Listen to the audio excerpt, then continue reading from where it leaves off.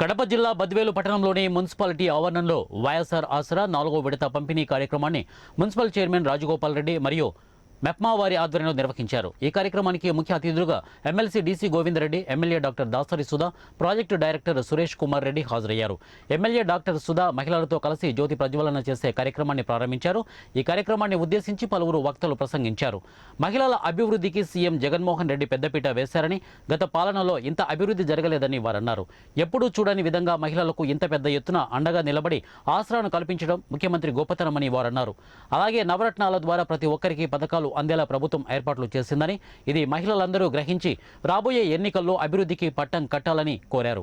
ఈ కార్యక్రమంలో ప్రభుత్వ సలహాదారుడు నాగార్జున రెడ్డి, కుడా చైర్మన్ గురుమోహన్, జిల్లా ప్రధాన కార్యదర్శి రామసుబ్బారెడ్డి తదితరులు పాల్గొన్నారు। అక్క చెల్లెమ్మ కూడా గ్రహించాలి, ఇంత ముఖ్య కారణం జగనన్న మహిళా సాధికారికత, మహిళలకు పెద్దపీట వేయాలి, మహిళలు అన్ని రంగాల్లో కూడా ఆ కుటుంబాన్ని కానీ సమాజాన్ని కానీ ముందుండి నడిపించాలి అని చెప్పి గౌరవ ముఖ్యమంత్రి గారు తీసుకున్నటువంటి అనేక కార్యక్రమాలు ఈనాడు మనకింత పెద్ద ఎత్తున కుటుంబ సంక్షేమానికి దోహదపడుతున్నాయి।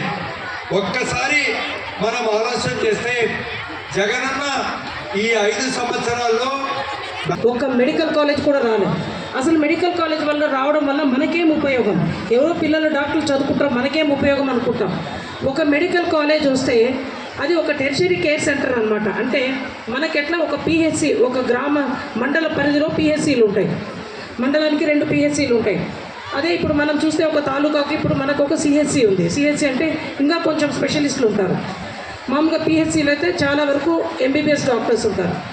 ఒక టెర్షరీ కేర్ సెంటర్ అంటే మీకు స్పెషలిస్టులు ఉంటారు। అదేవిధంగా ఈ